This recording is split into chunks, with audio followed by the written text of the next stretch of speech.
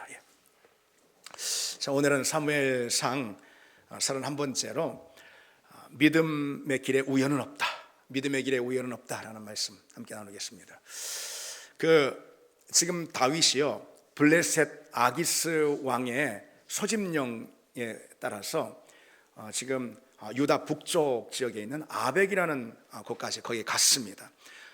그러다가 이제 거기 블레셋의 다른 장수들이 다 다윗을 싫어하는 바람에 다윗은 자기 군대 600명 데리고 회군하게 되었죠. 그래서 다시 이제 시글락에 돌아옵니다. 이 시글락은 유다 북쪽에 있는 그 아벡에서부터 남쪽으로 한 직선거리로만 90km 정도 떨어진 그런 먼 곳입니다. 그런데 그 먼 길을 오늘 본문에 보면은 다윗과 그의 군사들이 단 사흘 만에, 3일 만에 지금 그 먼 길을 오지 않습니까? 그것은 분명 이 다윗의 마음에 큰 걱정이 있었기 때문일 거예요. 시글락을 비워놨잖아요. 거기 장정들, 군사들이 하나도 없고 여자들, 아이들만 지금 남겨놓은 그런 상태잖아요. 이때 고대 당시에는 얼마든지 큰 위협이 있을 수 있고 또 침입이나 약탈이 있을 수 있고 그랬단 말이죠.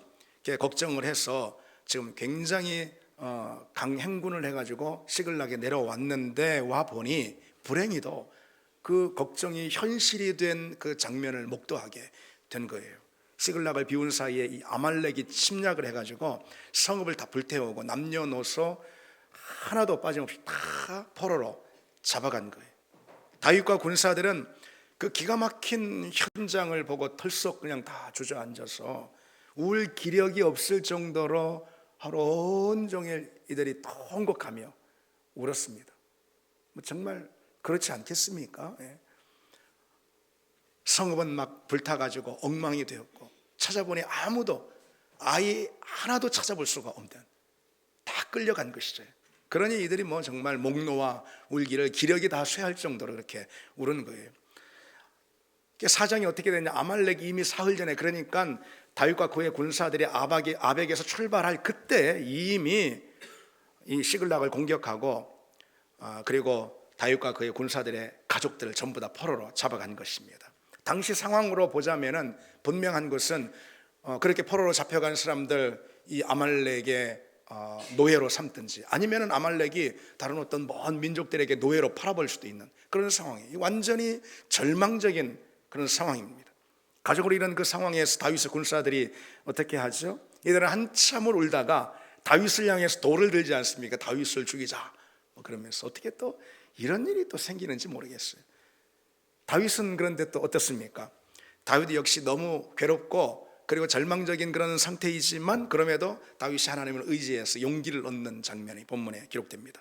6절이에요. 백성들이 자녀들 때문에 마음이 슬퍼서 다윗을 돌로 치자 하니 다윗이 크게 다급하였으나 그의 하나님 여호와를 힘입고 용기를 얻었더라. 여기서 우리는 이런 점을 우리가 발견할 수가 있는 거죠. 괴롭고 절망적인 그 상황에서 다윗의 사람들과 다윗이 서로 어떻게 다른 반응을 하고 있는지.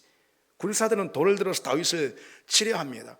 그러니까 우리가 보통 많이들 하는 그런 행위인 거예요. 누군가에게 책임을 전가하는 거예요. 저에게 책임이 있다, 그런 거죠.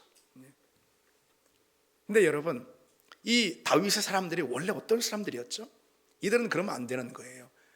이들은 예전에 보면은 아둘람 굴에서 이들이 소개될 때 어떤 사람들로 소개됐습니까? 환난 자, 당한 자, 빚진 자, 원통한 자, 이런 자들이었어요. 그런 자들이 다 다윗 곁으로 모여들었고 다윗은 그들을 받아들였고 그들을 먹이고 오늘 지금과 같은 그런 건장한 군사들로 빚어낸 거 아니겠어요?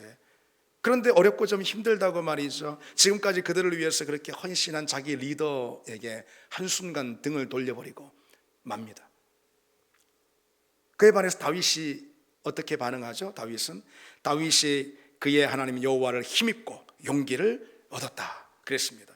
다윗은 큰 공경에 처했지만요 여호와를 힘입었다 그랬어요. 이것이 이제 원래의 뜻으로 보자면은 여호와 하나님 안에서 힘을 얻었다, 그런 뜻입니다. 그 힘으로 그리고 용기를 냈다, 이런 거예요. 그리고 제사장 아비아달을 불러가지고 에봇을 가져오라, 그리고 하나님께 묻지 않습니까? 8절입니다. 다윗이 여호와께 묻자와 이르되 내가 이 군대를 추격하면 따라잡겠나이다 나이까 하니 여호와께서 그에게 대답하시되 그를 쫓아가라. 내가 반드시 따라잡고 도로 찾으리라. 그렇게 하나님 답해 주십니다. 다윗은 절망적인 상황에서도 하나님을 의지하고 하나님 앞에 나가고 있죠. 그리고 하나님께 묻고 그리고 하나님 앞에서 문제 해결에만 집중하고 있습니다. 이게 다윗의 군사들과 다윗의 차이점인 거예요. 힘들고 괴로운 그런 상황, 절망적인 상황에서 꼭 이들처럼 남을 탓하고 비난하는 그런 경우가 우리에게도 있어요. 상황을 불평하고 그리고 누군가를 원망하는 거예요. 불평하고 원망하고.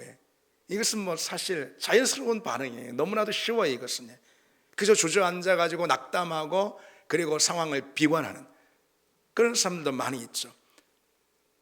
또 한편 문제의 원인에만 막 집중해가지고 왜 이런 일이 일어났지? 왜 이런 불행한 일이 닥쳤지? 왜? 문제의 원인만 막 파고드는 그런 사람들도 있어요. 그러고만 앉아있으면 그건 여러분 어땠습니까? 너무나 답답한 일 아니겠어요? 문제 원인에 집중해봤자 아무 소득이 거기엔 없습니다. 그렇지 않습니까? 원인이 이렇든 저렇든 거의 어떤 소득도 찾을 수가 없는 거예요. 그러나 우리는 문제 해결에 집중해야 하는 사람들임을 잊지 말아야 하는 것이죠. 근데 여러분 문제 해결에 집중한다라고 말씀드렸는데 그러나 여러분 문제 해결에 바로 집중할 수 있지는 않습니다. 그리고 그렇다 하더라도 문제를 해결할 수 있는 것도 아니에요. 문제 원인에 집중하지 말고 해결에 해결을 해 집중한다고 해결할 수 있는 건 아니란 말이죠. 이 엄청난 사고가 터졌는데, 그래서 우선적으로 우리에게 필요한 것은요, 문제 그 자체보다도 우리 하나님께 우리 마음을 향하는 것입니다. 여러분 이것이 믿음 아니겠습니까? 그런 믿음이 여러분 우리에게 있습니까? 그런 믿음이 있기를 원합니다. 다윗이 그랬어요.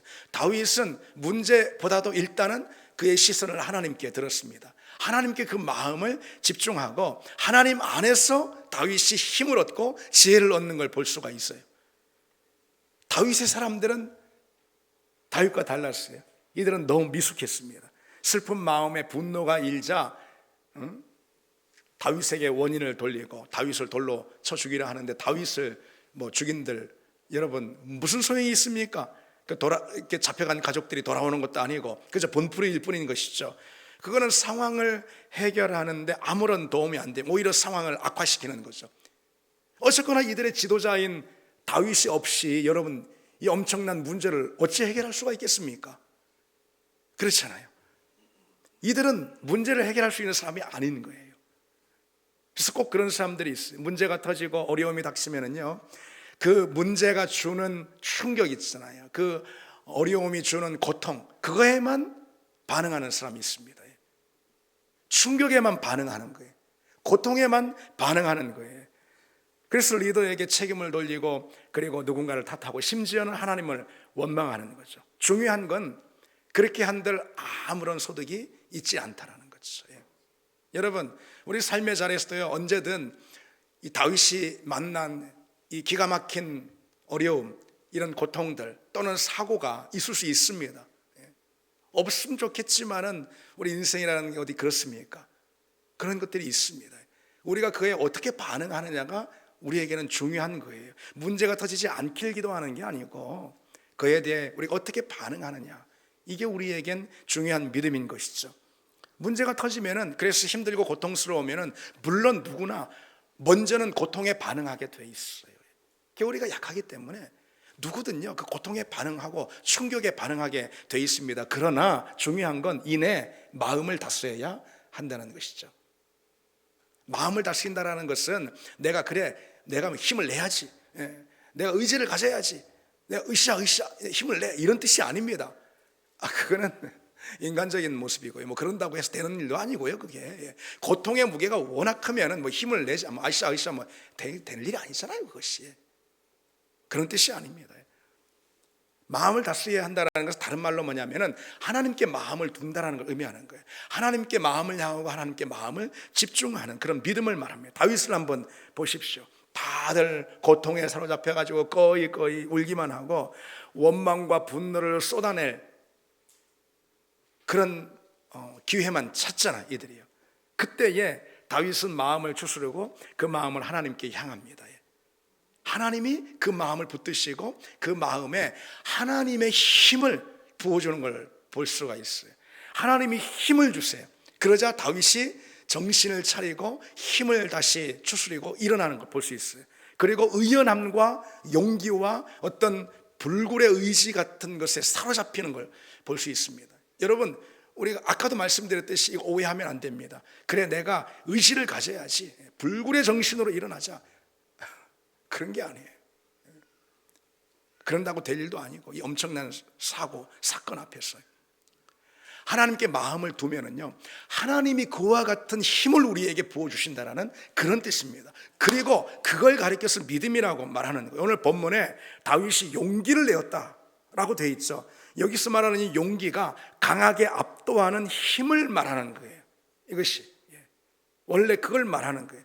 그러니까 하나님이 힘을 주시자 다윗의 마음을 압도할 만큼, 사로잡을 만큼 강력한 하나님의 힘이, 하나님의 능력이, 그를 세워 일으키는 하나님의 용기가 다윗에게 크게 부어졌다라는 이런 뜻입니다. 그래서 갑자기 다윗이 용기로 충만해지고 그 마음이 단단해지고 그리고 의연해진 것을 볼 수 있어요. 다윗도 여러분 처음엔 마음이 쪼그라들어가지고 똑같았잖아요. 그래서 다윗의 군사들만 그런 게 아니고 다윗 자기도요, 그 엄청난 사고, 그 사건 앞에서 꺼이꺼이 울며 하루 온종일 그 기력이 쇠할 정도로 통곡했던 것이죠. 누구는 그러지 않겠습니까? 그러나 하나님을 힘입자, 오늘 본문에 하나님을 힘입었어요. 하나님을 힘입자 갑자기 마음이 굳세지고 그리고 그의 용기가 풍선처럼 이렇게 일어나고 담대함에 압도가 된 것이죠. 여러분, 그런 은혜가 우리가 있기를 원합니다. 하나님 우리에게 그런 은혜를 주시는 분, 우리 하나님이 어떤 분인가? 하나님은 우리에게 그런 은혜를 주시는 분이다. 우리는 그런 은혜로 사는 사람들이다 이거죠. 우리 인생과 믿음을 흔드는 이 어둠의 일들이 얼마나 많습니까? 우리가 어찌할 수 없는 어둠의 일들이 얼마나 많아요. 담대함으로 돌파하는 이 믿음이 없이는요, 우리 신앙생활은커녕 우리 삶의 자리 그 무엇 하나도 이렇게 세울 수가 없는 것이 우리 인생이고 여러분 현실입니다. 작은 일에도 사실 놀라고 마음이 움츠러들고 그런 게 우리 아니겠어요? 누구는 안 그러겠습니까? 누구는 스스로 담대하고 강한 사람이 뭐 여러분 어디 있답니까?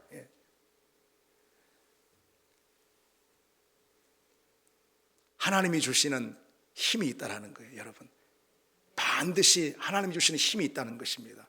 그 힘으로 살아갈 사람들로 우리는 부름을 받았습니다. 여러분, 그 하나님의 은혜를 잊지 말길 바랍니다. 그리고 여러분, 우리는 뭐 무슨 편안한 길 기대하는 사람이, 그 기대한다고 그걸 주시는 그것이 주어지는 것도 아니고, 우리 삶이라는 것이 광야가 있고 어려움이 있고 시련이 닥칠 때가 또 있지 않습니까? 그런 거 하나도 없다 생각하는 건 어리석은 것이고, 그거는 유아적인 태도 아닙니까? 믿음의 사람들도, 굵직굵직한 믿음의 사람들도 그 어려운 형편들 다 겪지 않았습니까? 그러나 그들에게 다른 것이 무엇입니까? 그런 믿음이 있었다는 거죠. 하나님이 주시는 그런 힘과 용기가 하나님이 주시는 거예요. 그런 거에 사로잡히고 압도당하는 그런 은혜가 그들에게 있었다는 거죠. 신앙생활 가운데 시험이 없기를 기대해서는 안 된다는 거예요. 인생이 무풍지대이길 기대하는 거, 그거는 너무 유아적인 태도이고, 뭐 소위 뭐 예전에 뭐 꽃길 뭐 얘기하는데 꽃길이 어디 있습니까, 여러분? 우리는 믿음을 가져야 합니다. 꽃길이 아닌 믿음을 기대해야 합니다. 어떤 시험, 어떤 상황 가운데서도 담대하게 돌파하게 하는 것, 그리고 그것을 통해서 새로운 은혜를 경험하고 하나님의 선하심을 목격하게 하는 것, 그것이 우리 인생을 향한 하나님의 선물임을 믿습니다. 오늘 다시 본문을 보시면은요, 다윗은 이제 꺼이꺼이 한참을 울다가 기력이 쇠할 정도로, 그런데 그 순간 하나님이 다윗을 사로잡고 하나님의 힘과 용기로 다윗으로 하여금 담대하게 만드셔서 다윗이 군사들을 불러서 600명입니다. 그 600명을 이끌고 이 시글락에서 출발합니다. 어쨌든 찾아야 하지 않겠습니까? 그래서 제사장 아비아달을 불러가지고 아비아달을 통해서 하나님께 묻자. 하나님께서 추격하라. 추격할 수 있다. 그리고 되찾을 수 있다. 하나님의 음성을 듣고 이들이 시글락을 출발해서 남쪽으로 25km 이동합니다. 그 부솔 시내라는 곳까지 갑니다. 왜냐하면 이 아말렉은 유목민이에요. 그래서 보통 유대 남방에서 유목 활동들을 하고 그러거든요. 그걸 짐작하고 남쪽으로 이제 무작정 출발합니다. 그런데 마음이 너무 급하잖아요. 이제 자기 가족들, 어린 자식들까지 다 잡혀갔어요. 그들이 어찌 될지 아마 죽을 수도 있을지 몰라요. 그러니까 마음이 얼마나 급합니까? 급한 김에 그냥 군대를 너무 세게 몬 거예요. 그래서 강하게 이들이 행군을 하는 바람에 25km 정도 떨어. 그리고 그 전에 저기 아벡에서 90km를 또 내려왔었잖아요. 완전 탈진해 버린 거예요. 한동안 막 그들이 통곡하고 기력이 쇠할 정도로 울고 25km를 또 부소 시내까지 내려오니까 완전히 그냥 기력이 기진맥진돼 버린 거예요. 그래서 600명 가운데 200명은 거의 그냥 남겨둡니다. 그리고 나머지 400명만 다시 재정비를 해가지고선 추격을 계속해요. 그 이제 유다 남방을 샅샅이 뒤짓는데 그 좀 넘습니까? 얼마나 넓습니까? 그 넓은 땅에서 아말렉 족속이 임시로 진치는 이고 있는 그 임시 막사를 어떻게 찾을 수가 있습니까? 그건 불가능한 일이에요. 더군다나 다윗이 가진 군사는 400명, 그것도 완전히 기진맥진 탈진한 그런 군사들 데리고 설령 아말렉 진영을 만난다 하더라도 어떻게 도리가 있습니까? 그러나 하나님이 보내셨기에 다윗이 그렇게 출발해서 이 남방 지역을 수색하는 가운데 우연히 들에 쓰러져 있는 애굽 사람 하나를 발견하게 됩니다. 이 애굽인은요 아말렉 사람의 종이었어요.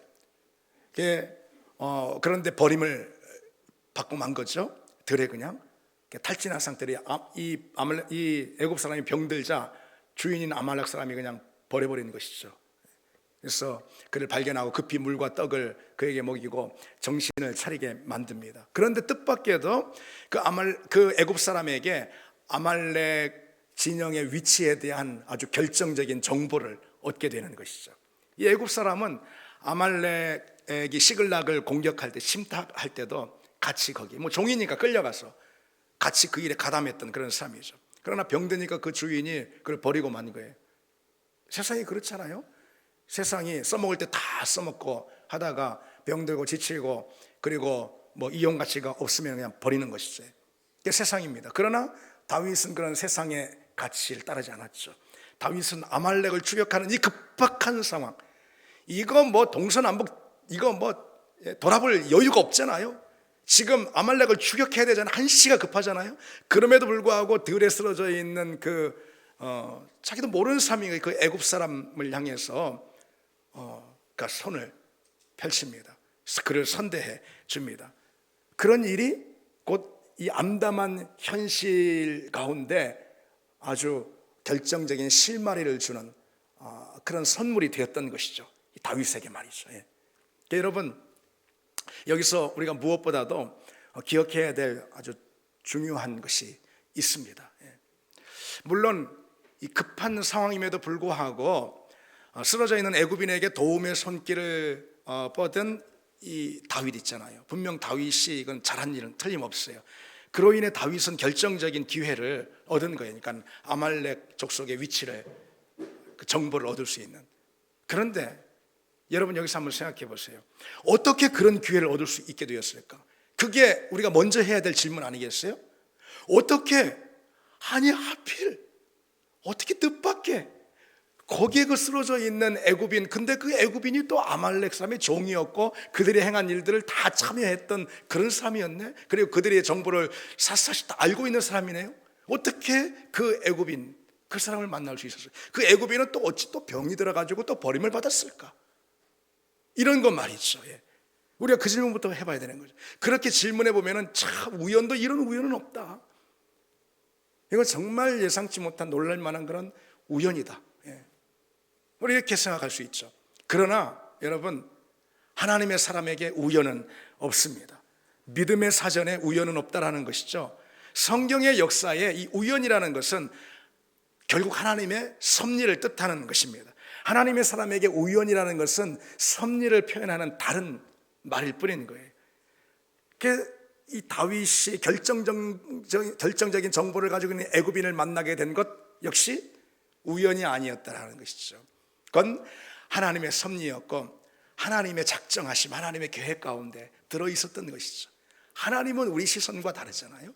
하나님의 시선은 우리보다 얼마나 높고 얼마나 광대합니까? 얼마나 큰 지혜와 신비가 있습니까? 그 하나님의 손길 가운데 이 모든 것이 놓여 있었던 것이죠. 다윗의 입장에서 볼 때는 우연도 이런 우연이 없는 거예요. 하나님이 만나게 하시고 하나님이 찾게 하시고 기가 막힌 그런 기회를 마주하게 하신, 다 이면에서 일하신 하나님의 손길의 결과였던 거죠. 믿음의 길은 여러분 하나님의 섭리에 따라서만 진행되는 줄 믿습니다. 이 믿음이 참 중요합니다. 하나님의 사람들에게는 하나님이 계획하시고 하나님이 작정하시고 하나님이 주장하시고 하나님이 인도하시는 그 길 외에는 없습니다. 맞습니까 여러분? 그렇습니다. 우리가 과연 하나님의 사람일진데 그렇다면은 그런 우리에게 어찌 하나님과 관계없는 하나님의 계획에서 벗어난 그 일이 있을 수 있겠습니까? 그것이 무엇이라 한들 말이죠. 우리가 과연 하나님의 사람이라면은 우리 삶 가운데 일어나는 모든 일들, 우리가 마주하는 모든 환경들은 다 하나님이 주장하시고 하나님이 인도하신 그 길이다 이거죠. 에베소서 1장 11절에요 모든 일을 그의 뜻에 결정대로 일하시는 이의 계획을 따라 우리가 예정을 입어 그 안에서 기업이 되었다고 그랬어요. 다시 말해서 이것은요, 우리가 하나님의 사람이 된 것, 이것은 모든 게 다 그분의 결정에 따른 것이다. 그분의 뜻 안에 있는 것이다. 그분이 예정하신 바대로 우리는 그분의 기업 곧 그분의 자녀가 되었다. 이런 말씀이에요. 따라서 우리가 하나님의 작정하심과 계획 안에서 그분의 자녀가 되었다면은 우리의 인생 역시 어떻게 했어요? 우리의 인생 역시 똑같은 거 아니겠어요? 하나님의 계획하심, 하나님의 인도하심, 하나님의 섭리 가운데 있는 거 아니겠습니까?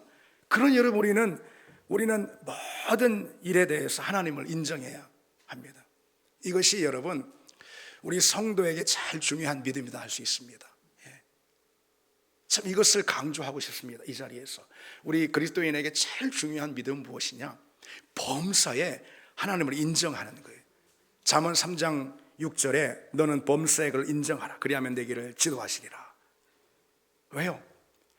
범사가 하나님의 뜻 안에 있기 때문이에요.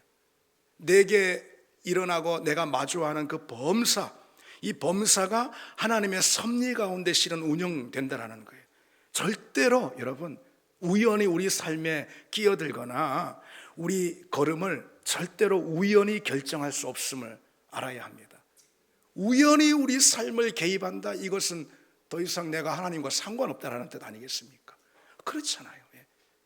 우리가 진정 하나님의 손 안에 있는 당신의 자녀라면은 우리의 모든 삶 자리 가운데 우연으로 결정되는 일은 없습니다. 하나님이 내 주인이시라면은요, 결코 주인이신 그 하나님이 내 인생을 우연의 지배에 던지신 않습니다.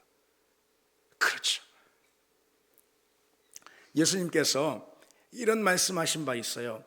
그 한 아사리온, 이건 아주 아주 작은 돈이에요. 하찮은 돈이에요. 한 아사리온에 팔리는 하찮은 참새도 하나님이 허락하시지 않으면 땅에 떨어지지 않는다. 주님 말씀하셨어요. 참새 한 마리의 운명도 다 하나님의 손에 의해서 결정이 된다 이거죠. 하물며 너희일까 보냐, 이게 주님의 말씀인 거예요. 하물며 너희일까 보냐. 하나님이 우리를 다스린다는 거죠. 우리 인생의 주인은 하나님이십니다. 하나님은 내 인생의 주인이라는 그 자리를 결코 그 누구에게도 아니면 그 우연에게도 양보하시지 않는 분입니다.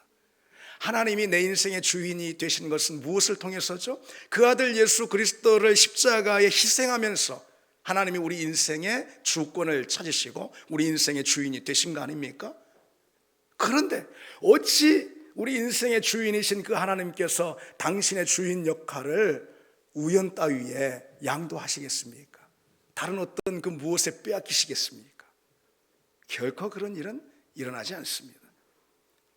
그러나 여러분, 우리에게 필요한 믿음은 다른 게 아니에요. 우리 삶은 하나님께 철저히 맡겨드리고 범사의 경영이 하나님의 손에 있다. 그 하나님을 인정해드리는 태도예요. 여러분이 뭔지 아시잖아요. 그렇죠? 하나님을 인정해드리는 거예요. 하나님을 인정해드리는 거예요. 내 삶의 자리에는 오직 하나님이 허락하시고 하나님이 약속하시는 일밖에 일어나지 않는다. 이거 말이죠. 그러면은 불행이라는 건 뭐야? 시련과 고통이라는 건 뭐야? 여러분, 범사가 하나님께 달렸습니다. 그 믿음 있으시죠? 그러고 보면은 불행이라는 것이 실은 무엇인지 우리는 알아차리게 됩니다. 실상 불행은 불행이 아니라는 거죠. 다만 우리가 그 안에 담겨 있는 하나님의 섭리와 비밀을 깨닫지 못해서 그것이 단지 불행으로만 느껴질 뿐이라는 거예요. 범사에 우리 길을 하나님께 맡기면은요, 그게 내가 불행으로 느끼든 아니면은 그것이 어려움으로 또 낙심으로 다가오든 무엇이든 말이죠. 범사에 우리가 하나님께 우리 자신을 맡기면 하나님이 그 모든 것을 사용하십니다. 선으로 이끄십니다. 하나님은 선하신 분, 우리에게 선한 일을 행하시는 분입니다. 모든 걸 선으로 만드시고, 그래서 마치 나중에 이건 우연처럼 느껴지는 그런 우연처럼 만나는 기막힌 은혜로 고백되게 만듭니다. 실은 그러나 우연이 아니지. 모든 어려움도 모든 불행도 하나님은 다 그것을 모아 사용하셔서 우리에게 하나님의 선을 이루시는 도구로 사용하신다는 것. 그래서 나중에 우리가 느끼길 세상에 어떻게 이런 우연이라고 고백될 정도로 하나님은 우리의 모든 삶의 자리에서 하나님의 섭리의 은혜를 끼치시는 줄 믿습니다. 다만 중요한 것은 범사에 그분을 인정하는 태도이죠. 여러분, 그 믿음 우리가 꼭 갖길 바랍니다. 다시 본문을 보시면은 마침내 이 애굽인의 정보를 듣고 이 군사들을 이제 행군시켜 가지고선 아말렉이 있는 진영에 도착합니다. 도착해 보니까 이 아말렉 사람들이 이 고대 당시에 어때요? 지금 뭐 여기저기 약탈을 해가지고선 전리품들이 막 잔뜩 있고, 그리고 사람들을 포로로 잡아가지고선 이 아말렉 족속들이 군사들이 막 밤새 부어라 마셔라, 그리고 뭐 춤을 추며 그러고 있는 거예요. 오늘 본문에 보면은요, 이들이 밤늦게까지 술을 마셔요. 아마 누구나 다 그랬을 거예요. 뭐 이런 식으로 약탈을 하고 다 그러면은 밤늦게까지 술을 마시고 완전 곤드레 만드레 이들이 뻗어버리는 거예요.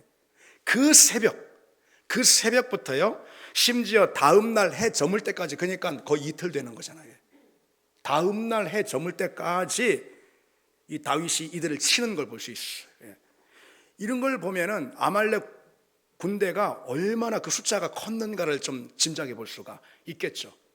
멀쩡한 상대로는 이게 공격하기가 힘들 만한 그런 거예요. 이것도 또 어찌 보면 다 하나님의 섭리고 기막힌 인도하심이라 말할 수가 있습니다. 다윗은 가진 군사가 400명이고 그것도 완전 탈진한 그런 상태잖아요.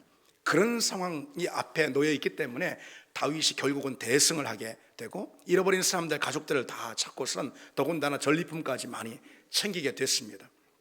여기서 우리가 생각해 볼 점이 있어요.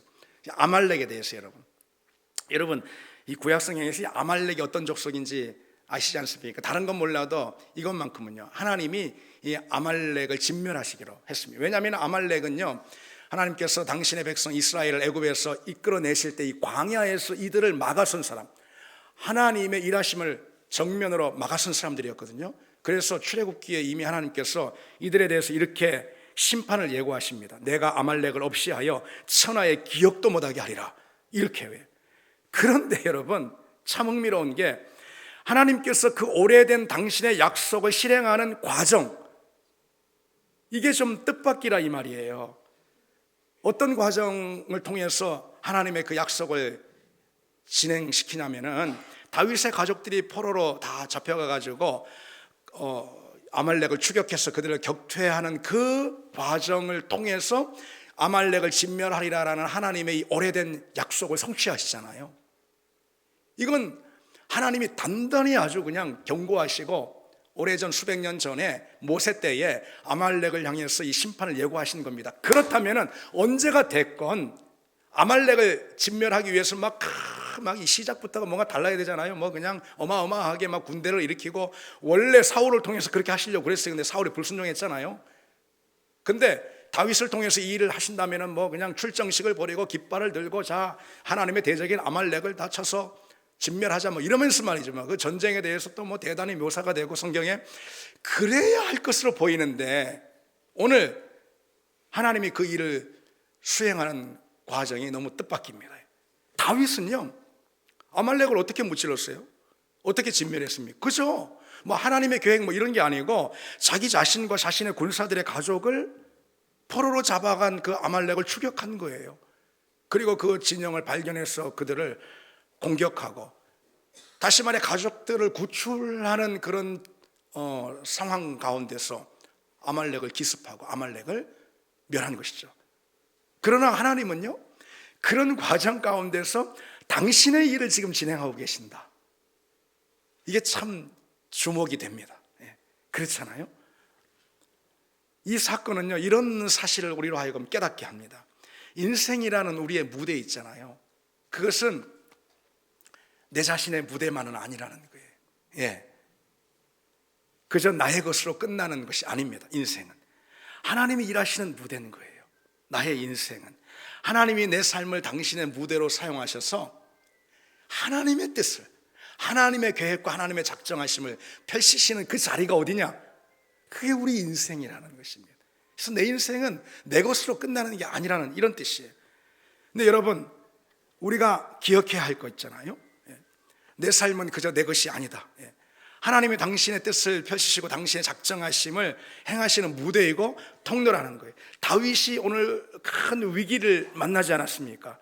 그러나 그것을 해결하는 과정에서 그 문제만, 다윗의 문제만 해결된 게 아니고 실은 더 중요한 거, 하나님의 뜻이, 하나님의 작정하심이 성취됐어요.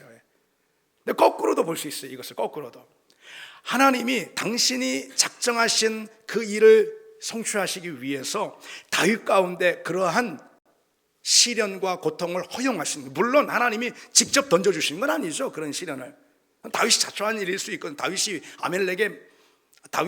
블레셋에 망명했잖아요. 망명한 그 바람에 사실 줄줄이 이런 일들이 일어난 것일 수 있거든요.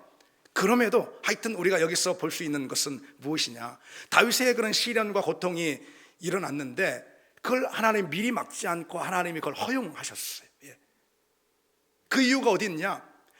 다윗으로 하여금 다윗 자신의 그 문제를 해결하는 그 과정을 통해서 하나님은 뭘 하십니까? 하나님은 당신의 일을 하시는 거예요. 하나님은 당신의 위대한 역사를 펼치시는 거예요. 이게 여러분 참 놀랍습니다. 이게 참 기가 막힙니다. 우리가 만나는 문제나 어려움은요, 그래서 단순히 그 문제를 해결하는 차원만 있지 않아요. 여러분, 우리 그리스도인에게는 뭐 안 믿는 사람들은 모르겠어요. 하나님과 관계없는 사람들은 모르겠어요. 그러나 우리 하나님과 관계 있는 우리는 있잖아요. 우리에게 여러 문제와 어려움도 있잖아요. 그런데 그것을 해결하는 차원에만 국한되어 있지 않다라는 것이죠. 그 과정을 통해서 그런 문제 시련을 받습니다. 그거에 해결합니다. 그런 모든 과정들을 통해서 하나님이 우리의 일이 아닌 하나님 당신의 일을 하신다는 거예요. 이게 놀랍습니다.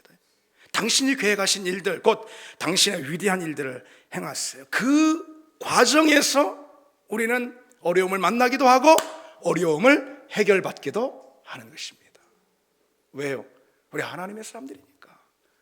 우리 하나님의 사람들이니까. 세상 사람들이 만나는 위기는 그저 위기이고 그들이 겪는 고통은 그저 고통일 수, 뭐 어떤 미사역으로 덧입혀도 그냥 그것은 고통이지 뭡니까 그게. 그러나 우리에게는 그것도 하나님이 일하시는 무대가 된다. 그래서 여러분 뭡니까? 다 감사한 거예요. 다 은혜이고. 이런 고백 되시겠습니까? 예, 그렇습니다. 다 영광이고 다 은혜이고 다 감사이고 다 놀라움입니다. 그런 고백이 우리에게 있기를 원합니다. 자, 마지막으로 다시 본문을 좀 보시면은요, 어쨌든 그렇게 큰 승리를 거두잖아요. 그 아말렉과의 전투에서. 그리고 이제 다윗과 그의 군사들 400명은 이제 잃어버린 가족들을 다 찾고, 그리고 뭐 전리품도 뭐 엄청나게 이렇게 챙겨가지고선 다시 돌아오는데 어디로 돌아올까요? 부솔 시내, 그렇죠? 거기로 돌아오는 것이죠. 거기에 남겨진 200명의 탈진해서 그냥 쫓아오지 못한 200명의 군사들이 거기에 있지 않습니까? 그들을 만납니다. 그런데 이런 문제가 이제 생깁니다. 이 전리품을 잔뜩 가져왔죠. 이 전리품을 나누는 분배 문제가 생겨버린 거예요. 전투에 참여했던 이 군사들이요, 저것들 참여하지 않았으니까 우리가 목숨 걸고 우리가 싸웠지. 그러니까 저것들은 그냥 자기 처자들만 데려가게 하라고 그렇게 고집을 부립니다. 그때 이제 다윗이 나서서 그건 하나님이 일하시는 방법이 아니다, 그들을 타이르면서 전리품을 모두가 다 함께 나눠 갖게 그렇게 만듭니다. 전리품을 여러분 자기들만 가지려고 하는 이 태도 있잖아요. 이 태도에는 중요한 두 가지 문제가 있다고 할 수 있어요. 그러니까 첫 번째 어떤 문제냐면 그것은 하나님을 무시하는 거예요. 하나님 무시하는 거예요. 여러분 이 전쟁 보세요. 누가 봐도 하나님이 이기게 하신 거잖아요. 하나님이 없으면 뭐 쫓아가지도 추격하지도 못했습니다. 처음부터 하나님께 다윗이 물었고 하나님이 그들 추격하라, 되찾을 수 있을 거다라고 말씀하셨기 때문에 이들이 용기를 갖고 일어났던 것이고, 그리고 더군다나 그 들 한복판에서 어찌 애굽인을 그렇게 만나서 결정적인 정보를 얻습니다. 이건 하나님의 섭리 아니고선 설명이 되지 않는 부분이잖아요. 그럼에도요 사람들을 보면은 우리 마찬가지인데 다 똑같습니다. 전리품을 얻게 되니까 모든 문제가 해결되게 되니까, 그러니까 이건 내가 했어, 이런 주장이 생기는 거예요. 그런 그들에게 다윗이 분명히 말하죠. 23절인데 나의 형제들아 여호와께서 우리를 보호하시고 우리를 치러 온 그 군대를 우리 손에 넘기셨은즉 그가 우리에게 주신 것을 너희가 이같이 못하리라. 예. 그들이 목숨 걸고 싸워서 이런 전리품을 획득한 것은 맞아요. 그러나 실은 하나님이 이기게 하셨던, 하나님이 찾게 하신 것이죠. 아말렉을 진멸하고 전리품을 얻는 그 과정에서 하나님이 만약에 없었다라는, 이거는 상상도 할 수 없는 것, 다 불가능한 일 아닙니까? 그런데 이들이 그 생각을 못하는 거예요. 처음부터 그랬던 건 아니에요. 처음에 막 완전 절망적인 상황 가운데서 어찌해야 알지 못할 때 하나님께서 그들에게 길을 가르쳐 주시자 이들이 용기를 얻고 다윗과 함께 일어났잖아요. 그리고 또 애굽인을 만났네, 결정적인 정보를 얻었네. 야, 이건 정말 하나님의 섭리가 아니고 뭐야? 이들이 그렇게 놀랐을 것입니다. 근데 막상 아말렉과의 전투에서 이기고 전리품을 얻고 성공한 다음에, 승리한 다음에는 그 생각을 못하는 거예요. 과연 이들 뿐일까요? 우리에게는 그런 일들이 없습니까? 우리도 다르지 않을 때가 많아요. 그래서 어떤 성취에 대해서, 성공에 대해서, 내가 얻은 소유에 대해서 내가 힘들게 얻은 내 거다, 그런 태도가 우리에게 있어요. 그러나 성경은 분명히 이렇게 지적하고 있습니다. 역대상 29장에 모든 것이 주께로 말미암아 싸우니 우리가 주의 손에서 받은 것으로 주께 드렸을 뿐입니다. 사실 이것이 다윗의 고백인데, 다윗이 하나님 앞에 헌물을 드리면서요, 내 것을 당신께 드립니다, 내가 쎄 빠지게 얻은 것을 당신께 드립니다, 이래 안 했단 말이죠. 하나님의 것입니다. 내게 있는 거 다 하나님의 것인데 하나님의 것을 일부만 하나님께 드렸을 뿐입니다. 이게 우리 삶에 대한 태도입니다. 우리가 이 사실을 알아야 합니다. 여러분, 이 중요한 사실, 내게 있는 모든 것이 여러분 하나님의 것임을 인정하는 그 사람 있잖아요. 하나님은 오직 그 사람의 소유만을 지켜주십니다. 그리고 복과 은혜를 주십니다.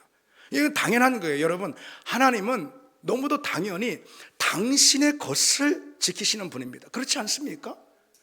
당신의 소유, 당신의 것을 지키시고 책임지시고 그 가운데 은혜와 복으로 울타리를 두르시는 것이죠. 따라서 여러분, 우리가 내게 있는 것을 하나님의 것으로 인정해 드릴 때 있잖아요. 그때 그 모든 것은 하나님의 책임 가운데 놓이고 하나님이 그 가운데 복의 울타리를 둘러주십니다. 모든 것이 다 그런 거예요. 물질도 그렇고 일도 그렇고 자녀도 그렇고 가정도 그렇고요. 하나님의 것임을 인정할 때 비로소 그것은 하나님의 책임하에 놓이게 된다는 거죠. 그러니까 여러분 기억하시기 바랍니다. 하나님은 오직 당신의 소유를 지키시는, 이건 너무나 당연한 거예요. 아니 당신의 것을 지키지 뭐 남의 것을 하나님 지키시, 내 거야. 근데 하나님 어떻게 그걸 지키세요? 하나님은 당신의 것을 지키시는 그런 분입니다. 그래서 내게 있는 것을 하나님의 것으로 인정할 때, 물론 입술로만 그런 게 아니죠. 진심으로 내게 있는 것이 하나님의 것임을 인정하는 그런 믿음을 가질 때 하나님께서 그 우리의 모든 것을 당신의 울타리 안에 둡니다. 이것은 내 것이다 라고 주장하는 그 사람의 소유, 그것은 하나님과 아무 관계가 없는 것이고 하나님의 책임에서 벗어난 것이다 라는 것을 여러분 기억하시기 바랍니다. 자, 아까 전리품을 자기들만 챙기려고 한 이 태도에 두 가지 문제가 있다고 그랬잖아요. 그중 한 가지는요, 다시 말해 두 번째 문제는 공동체에 대한 부정인 거예요. 공동체를 무시해버리는 거예요. 여러분 공동체에는요 낙오된 사람도 있고 좀 모자란 사람도 다 있어요. 여러분 여기 이렇게 얘기하면 누가 그래, 김 집사가 그래, 이렇게 생각하시죠? 그 사람이 나일 수가 있고 그 가능성이 더 많아요. 좀 연약한 사람, 낙오된 사람, 모자란 사람 있잖아요.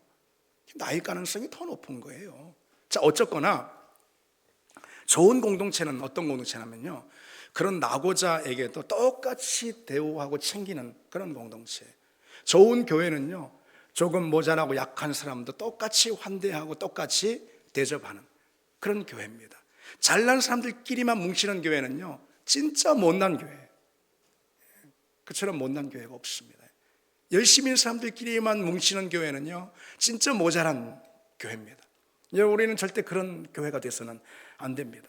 여기 전리품을 독식하겠다고 주장하는 사람들에게는요 다 내가 했어, 내가 챙겼지, 내가 목숨 걸고 싸웠잖아, 이런 게 있어요. 그러나 여러분 누구 하나의 열심으로 될 일이 아닌 거예요. 이 일이 특히 교회에서도 마찬가지입니다.